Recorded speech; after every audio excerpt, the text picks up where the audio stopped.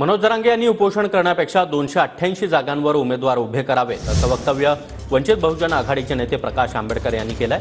जरांगेंच्या मागण्यांबाबत सर्व राजकीय पक्षांनी आपली भूमिका मांडावी असं ठरलेलं होतं। बैठकीमध्ये ठरल्याप्रमाणे अद्याप पत्र आलं नाही असं देखील प्रकाश आंबेडकर म्हणाले। पत्र कधी पाठवणार याबाबत मुख्यमंत्र्यांनी खुलासा करावा असं देखील प्रकाश आंबेडकर यांनी म्हटलंय। जरांगे पाटील यांना असं येणार आहे की उपोषणाला बसण्यापेक्षा त्यांनी जे जाहीर केलेलं आहे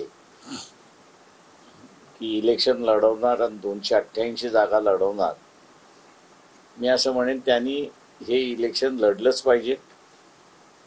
288 जागा त्यांनी लढवल्याच पाहिजे। समाजाला ओबीसीच्या कोट्यातून आरक्षण द्यावं ही जी जरांगे पाटील यांची मागणी आहे, या मागणीच्या संदर्भातलं राजकीय पक्षाने आपली स्वतःची भूमिका मांडावी अशा आशयाचं पत्र त्या बैठकीमध्ये ठरलं होतं। ते सर्वांनाच पाठवायचं आहे।